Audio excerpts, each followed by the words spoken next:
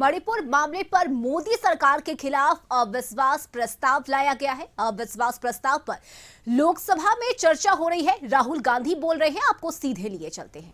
पिछली बार जब मैं बोला तो शायद मैंने आपको थोड़ा कष्ट भी पहुंचाया, क्योंकि मैंने इतनी जोरों से अदानी जी पे फोकस किया कि जो आपके सीनियर नेता हैं शायद उनको थोड़ा कष्ट हुआ। तो वो जो उनको कष्ट हुआ,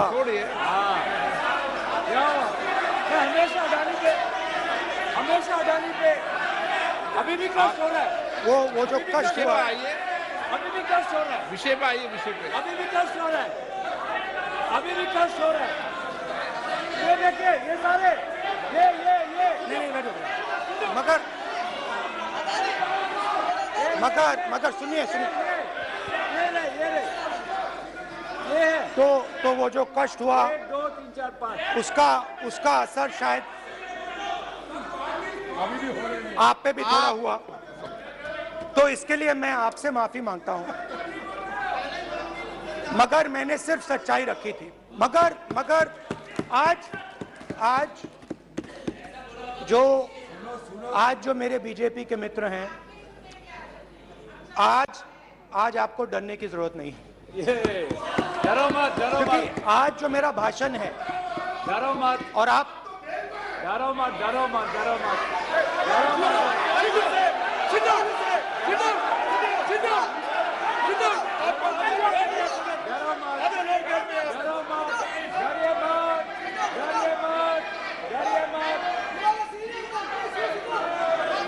स्पीकर सर, अरे बैठे ब्रदर।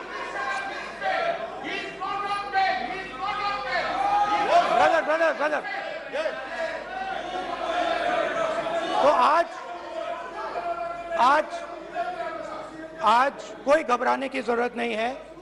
आज मैं अपना भाषण, मेन जो भाषण है वो अदानी जी पे नहीं बोलने जा रहा हूं। आप छोड़िए, तो आप रिलैक्स कर सकते हैं, आप शांत रह सकते हैं, क्योंकि मेरा भाषण आज दूसरी डायरेक्शन में जा रहा है।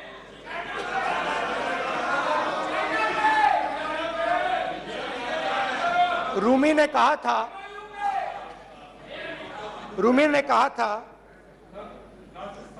जो शब्द दिल से आते हैं वो शब्द दिल में जाते हैं।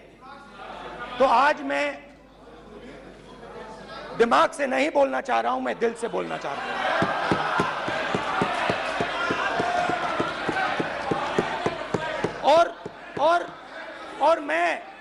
और मैं आज आप लोगों पर इतना आक्रमण नहीं करूंगा। मतलब एक दो गोले जरूर मारूंगा, मगर इतना नहीं मारूंगा। तो आप रिलैक्स कर सकते हैं। डरिए मत।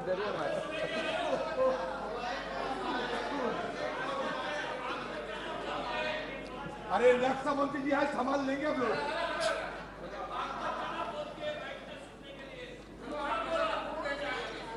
पिछले साल 130 दिन के लिए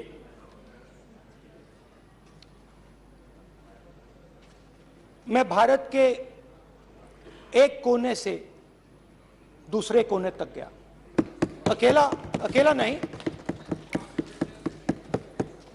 बहुत सारे लोगों के साथ।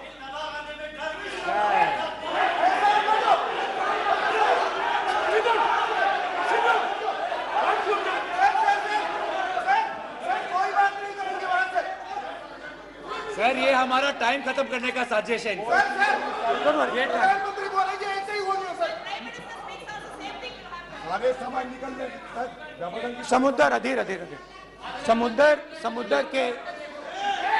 समुद्र के तट से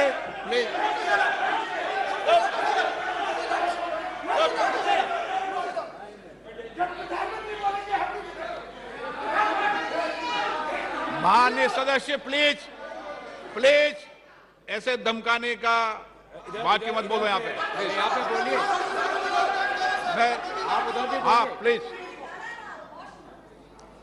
मैं समुंदर के तट से कश्मीर की बर्फीली पहाड़ी तक चला। नहीं, लद्दाख को मैंने नहीं छोड़ा। यात्रा अभी खत्म नहीं हुई है, यात्रा जारी है और जरूर लद्दाख आएंगे, घबराइए मत। बहुत सारे लोगों ने मुझसे पूछा यात्रा के दौरान, यात्रा के बाद कि राहुल तुम क्यों चल रहे हो, क्या तुम्हारा लक्ष्य क्या है, कन्याकुमारी से कश्मीर तक क्यों जा रहे हो। और जब वो मुझसे पूछते थे, शुरुआत में मेरे मुंह से जवाब नहीं निकलता।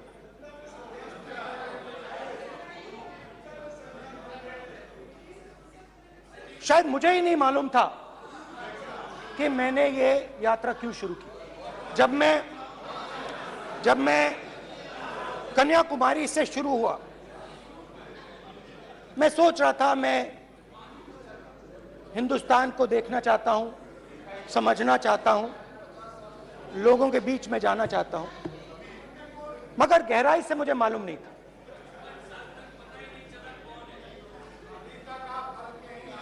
थोड़ी देर में मुझे बात समझ आने लगी।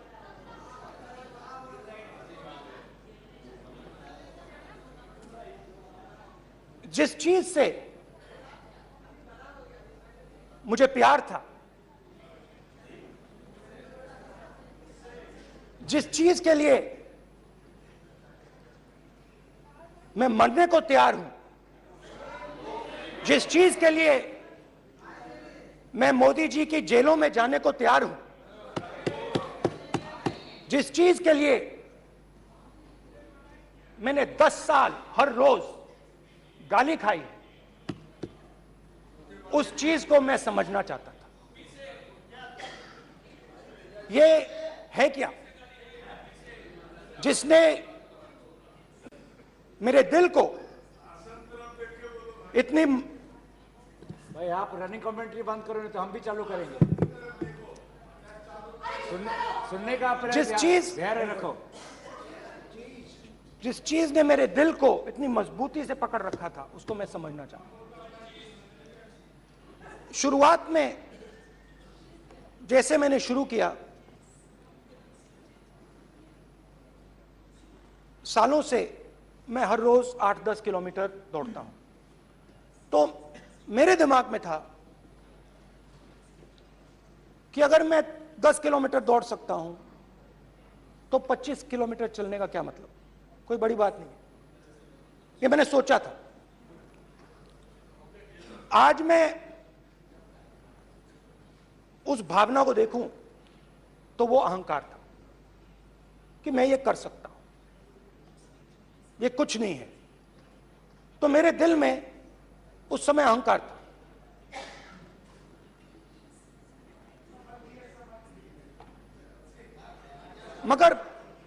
मगर भारत अहंकार को एकदम मिटा देता है, 1 सेकंड में मिटा देता है। तो हुआ क्या, 2-3 दिन में मेरे घुटने में दर्द शुरू हो गया। पुरानी इंजरी थी और जबरदस्त दर्द। हर रोज मैं उठूं और मेरे घुटने में दर्द, हर कदम में दर्द। तो पहले 2-3 दिनों में जो अहंकार था, जो मतलब भेड़िया जो निकला था, वो चींटी बन गई एकदम। जो हिंदुस्तान को अहंकार से देखने निकला था, वो पूरा का पूरा अहंकार गायब हो गया। और रोज मैं डर डर के चलूं कि क्या मैं कल चल पाऊंगा। ये मेरे दिल में डर था। और जब भी ये डर बढ़ता था, कहीं ना कहीं से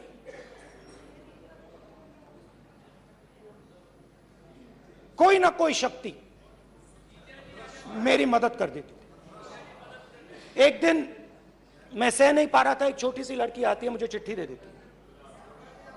मैंने चिट्ठी खोली, 8 साल की थी, उसमें लिखा था, Rahul, I am walking with you, don't worry. उसने मेरे पैर में चोट देखी और उसने अपनी शक्ति मुझे दे दी।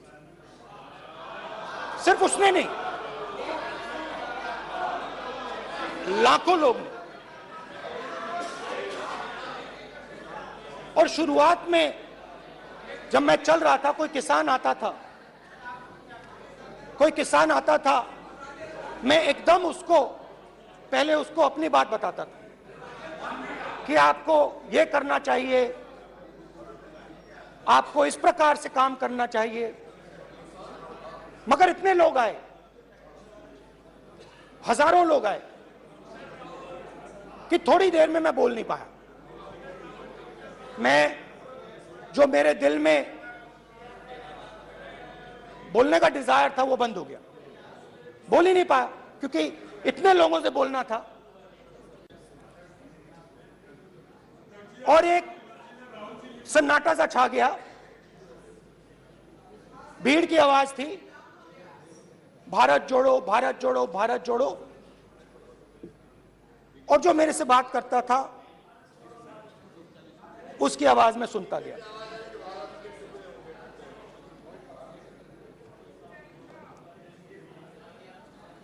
हर रोज सुबह 6 बजे से रात 7-8 बजे तक आम आदमी, गरीब, अमीर, बिजनेसमैन, किसान, मजदूर, सबकी आवाज।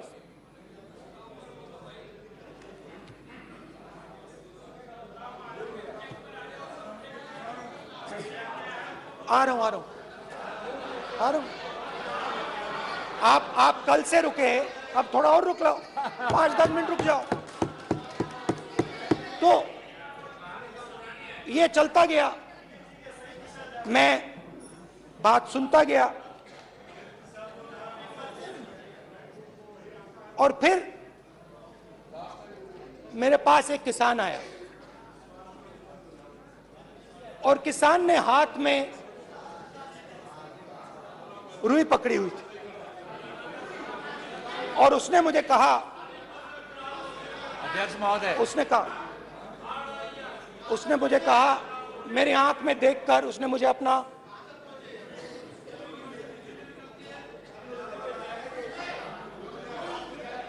वो रुई का बंडल दिया और उसने कहा, राहुल जी, यही बचा है मेरे खेत का, यही बचा है और कुछ बचा नहीं है। मैंने उससे, जो मैं नॉर्मली सवाल पूछता था, भैया आपको बीमा का पैसा मिला, वो पूछा, बीमा का पैसा मिला, वो पूछा। और किसान ने मेरा हाथ पकड़ा। किसान मुझे कहता है कि नहीं राहुल जी, मुझे बीमा का पैसा नहीं मिला, हिंदुस्तान के बड़े उद्योगपतियों ने वो मुझसे छीन लिया। मगर इस बार बड़ी अजीब सी चीज हुई। जब मैंने किसान को देखा और वो मुझसे बोल रहा था, तो जो उसके दिल में दर्द था वो मेरे दिल में आया। उसके आंखों में शर्म थी जब वो अपनी बीवी से बात करता था, वो शर्म मेरी आंखों में आई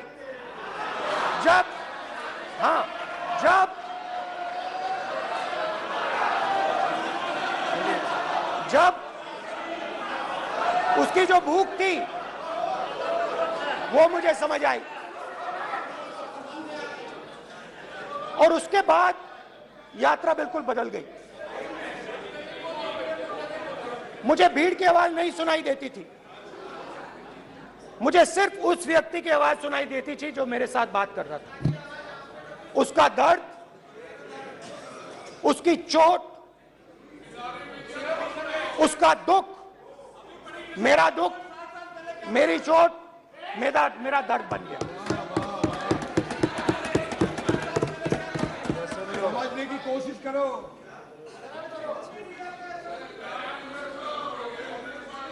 भाई और बहनों, लोग कहते हैं कि ये देश है, कोई कहता है ये अलग अलग भाषाएं हैं, कोई कहता है ये जमीन है, मिट्टी है, कोई कहता है ये धर्म है, ये सोना है, ये चांदी है। मगर भाइयों और बहनों, सच्चाई है कि ये देश एक आवाज है। ये देश सिर्फ एक आवाज है। ये देश इस देश की लोगों की आवाज है। इस देश के लोगों का दर्द है, दुख है, कठिनाइयां हैं। और अगर हमें इस आवाज को सुनना है तो हमारे दिल में जो अहंकार है, हमारे जो डिजायर्स हैं, हमारे जो सपने हैं, उनको हमें परे करना पड़ेगा।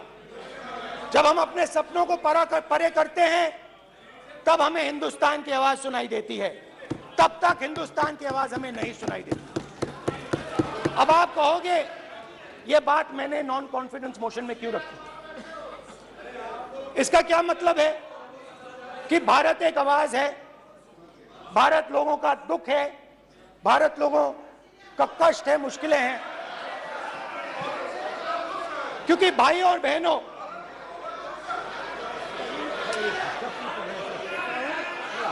अध्यक्ष महोदय, अब पूरा सूद समय जवाब तुमको मिलेगा, फिर पूरा सूद समय जवाब देंगे सर। फिर आप हमको मत रोकेगा सर। अध्यक्ष महोदय, फिर आप हमें मत रोकेगा सर। आप हमें मत रोकेगा, फिर आप हमें मत रोकेगा। आप हमें मत रोकेगा, फिर आप हमको मत रोकेगा सर। हम सब देख रहे हैं, सब सुन रहे हैं, आप हमको फिर मत रोकेगा सर। तो स्पीकर सर, भारत एक आवाज है। भारत इस देश के सब लोगों की आवाज है। और अगर हम उस आवाज को सुनना चाहते हैं, हमें अहंकार को, नफरत को मिटाना पड़ेगा। स्पीकर सर, कुछ ही दिन पहले मैं मणिपुर गया। हमारे प्रधानमंत्री नहीं गए, आज तक नहीं गए, क्योंकि उनके लिए मणिपुर हिंदुस्तान नहीं है।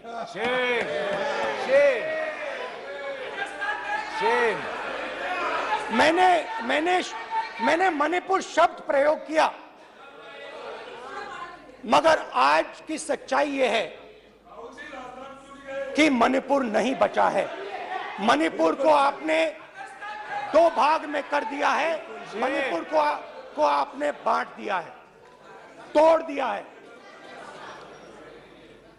मैं मणिपुर में रिलीफ कैंप्स में गया। रिलीफ कैंप में आज जा रहा हूं।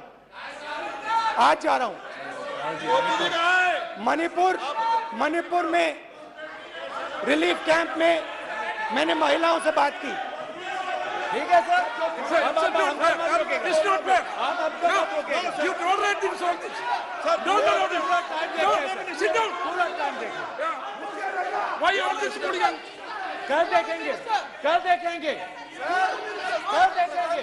बात नहीं करेंगे सर, प्रधानमंत्री की बात नहीं करेंगे सर ऐसे।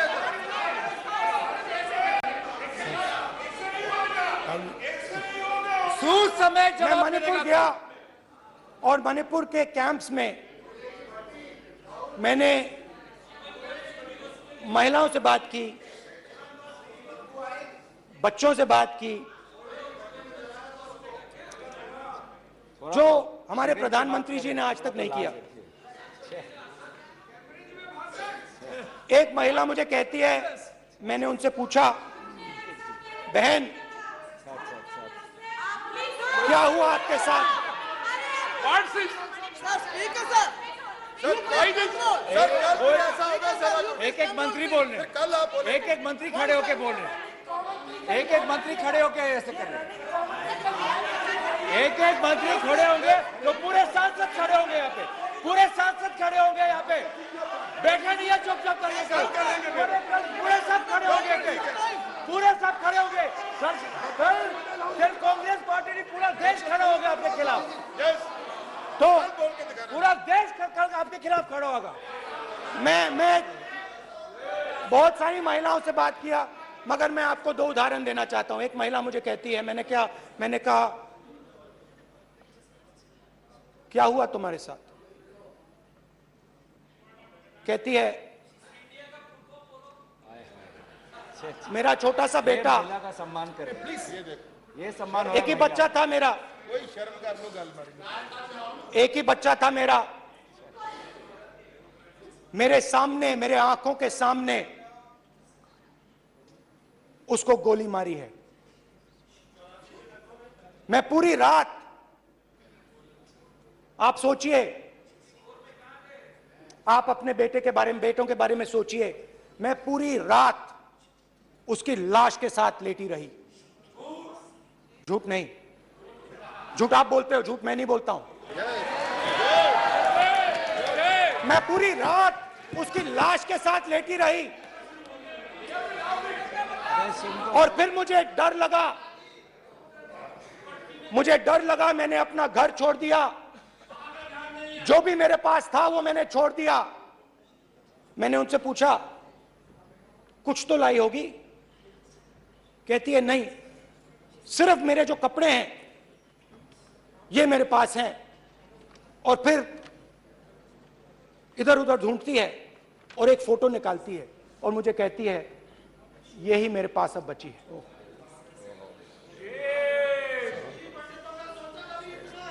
एक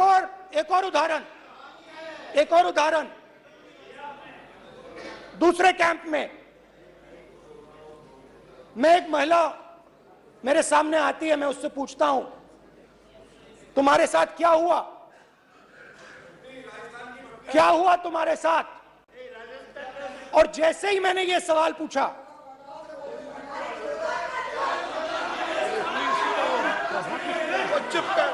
जैसे ही मैंने ये सवाल पूछा, आप महिला का दर्द नहीं सुन सकते, महिला का दर्द नहीं सुन सकते, महिला का दर्द सुनने का आपका धैर्य नहीं है, महिला का दर्द नहीं सुन सकते, महिला का दर्द नहीं सुन सकते। जैसे ही मैंने उससे ये सवाल पूछा, बैठो, जैसे सर, प्लीज सर, आप बोलो, शर्म करिए, शर्म करिए। जैसे ही मैंने उससे सवाल पूछा तुम्हारे साथ क्या हुआ, शर्म नहीं है तेरे को? वैसे ही एक सेकंड में वो कांपने लगी। उसने अपने दिमाग में वो दृश्य देखा और वो बेहोश हो गई, मेरे सामने कांपती हुई बेहोश हो गई।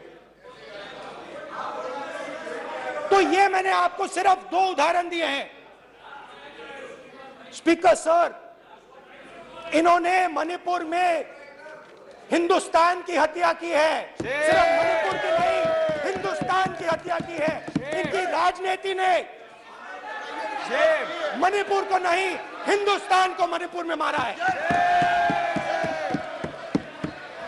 हिंदुस्तान को कत्ल किया है, हिंदुस्तान का मर्डर किया है मणिपुर में।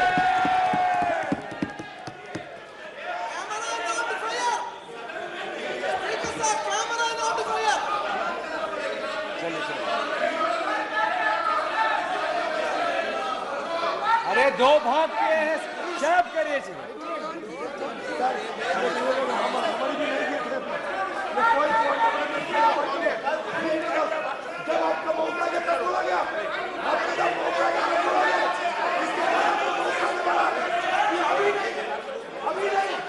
मैं माननीय सभी सदस्यों से कहूंगा शांति रखें प्लीज प्लीज। मणिपुर,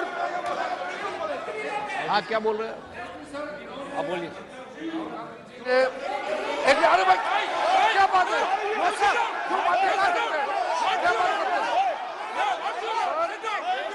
इन्होंने राहुल गांधी ने आज सदन में पानी पी रहे हैं भाई। आप क्या बात करते हैं, बैठो सर ये राहुल गांधी ने आज जो बातें कही है इस सदन में बहुत ही गंभीर बात किया है।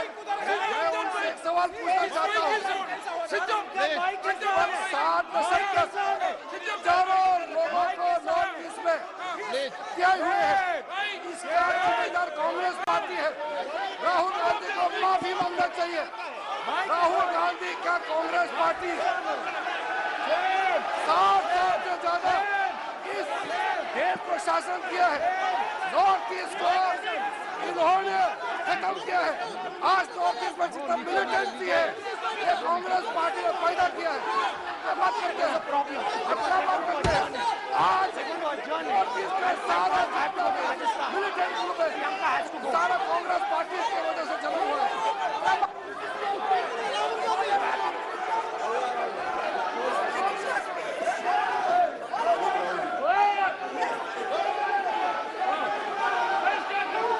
Okay, back. Anna, back. Hemant, सबको पीछे ले आओ। Back. IB. हो गया। प्रतापन, हो गया। आप भाषण नहीं सुनना चाहते हैं? आप भाषण नहीं सुनना चाहते?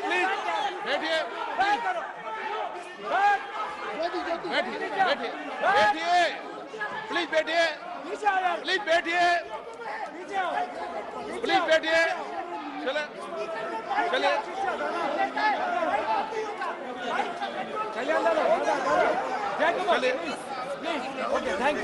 Thank you. तो लोकसभा में राहुल गांधी ने अपनी बातों को सदन में रखा। भारत जोड़ो यात्रा राहुल गांधी ने क्यों शुरू की, इसके पीछे का उद्देश्य क्या था, इन तमाम चीजों पर राहुल गांधी ने अपनी बातों को सामने रखा। और इसके बाद मणिपुर में हुए हिंसा को लेकर भी राहुल गांधी ने जब बोलना शुरू किया तो इसके तुरंत बाद गहमा गहमी और हंगामा लोकसभा में शुरू हो गया है। जिस तरीके का व्यवहार आप टेबल पर आकर कर रहे हैं, इस तरीके से सदन नहीं चलेगा। ये तरीका ठीक नहीं है। जब मैंने किसी को कहा है तो कहा है, ऐसे सदन नहीं चलेगा। आप सदन नहीं चलाना चाहते, अलग बात है। अब अपनी बात कहिए, गलत तरीका ये। नो, ऐसे सदन चलने वाला नहीं है। जो माननीय सदस्य टेबल पर आए उनके खिलाफ कार्रवाई होगी। प्लीज बैठिए, आप भी बैठिए। माननीय मंत्री जी, प्लीज बैठिए। भारत सदन है, माता, प्लीज बैठिए।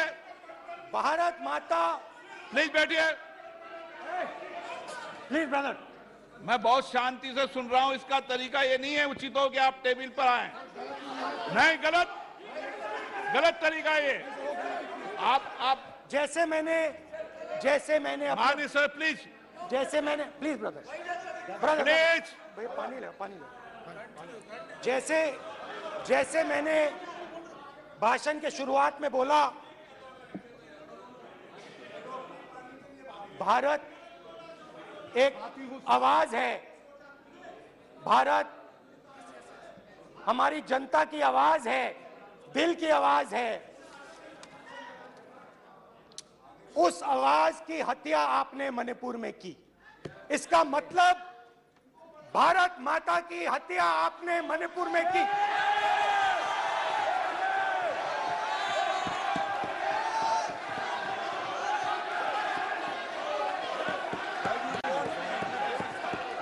भारत माता को आपने मणिपुर के लोगों के मारा, आपने मणिपुर के लोगों को मारकर भारत की हत्या की है। आप देश द्रोही हो, आप देशभक्त नहीं हो, आप देश प्रेमी नहीं हो, आप देशद्रोही हो। आपने देश की हत्या मणिपुर में की। प्लीज प्लीज एक मिनट, प्लीज बैठिए, प्लीज बैठिए। अब सवाल आप उठता है, बैठना चाहते नहीं बैठना चाहते?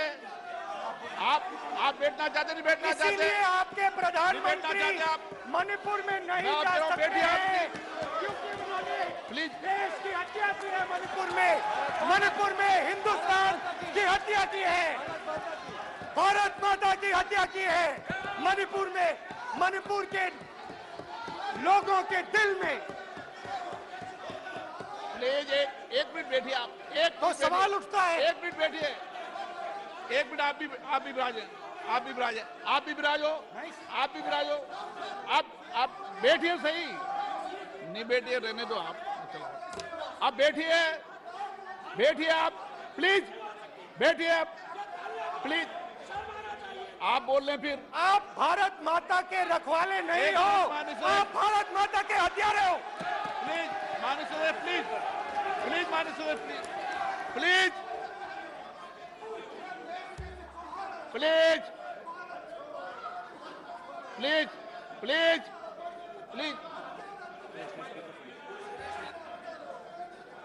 देखिए माननीय सदस्यगण, प्लीज माननीय सदस्यगण, भारत माँ हमारी माँ है। हमें सदन में बोलते समय संयम बरतना चाहिए। मेरा अपनी माँ की हत्या की बात कर रहा हूँ, मैं मणिपुर में अपनी माँ की हत्या की बात कर रहा हूँ, मैं आदर से बोल रहा हूँ। आपने मेरी माँ की हत्या की मणिपुर में। एक मेरी माँ यहाँ बैठी है, दूसरी माँ को आपने मणिपुर में मारा है।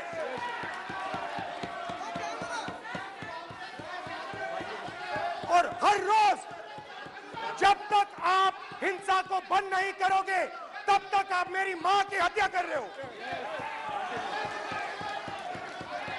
हिंदुस्तान की सेना मणिपुर में एक दिन में शांति ला सकती है। हिंदुस्तान की सेना का प्रयोग नहीं कर रहे हो, क्योंकि आप हिंदुस्तान को मणिपुर में मारना चाहते हो।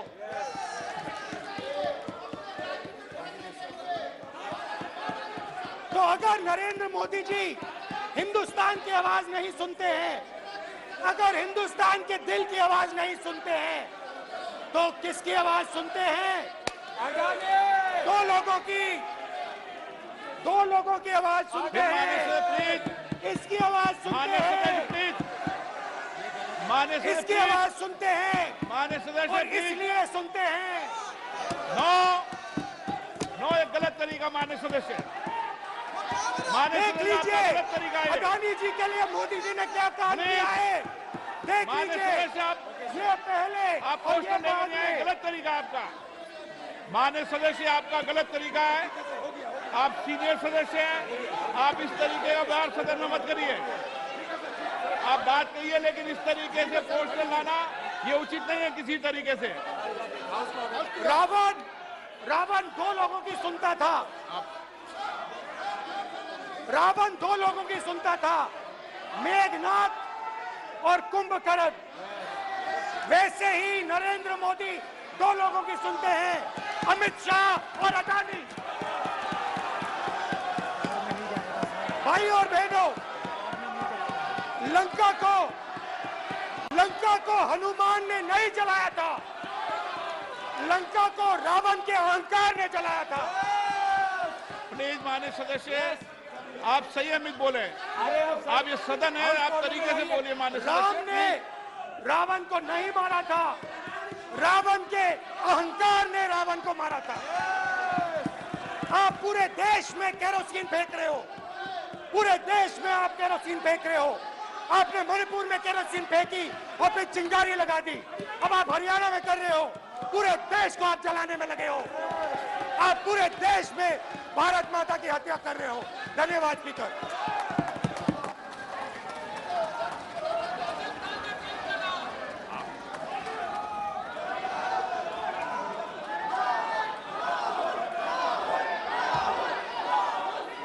आप सदन में किस तरीके का बोलना चाहते हैं? ये सदन है माननीय सदस्य, संसद है। प्लीज बैठिए, प्लीज बैठिए।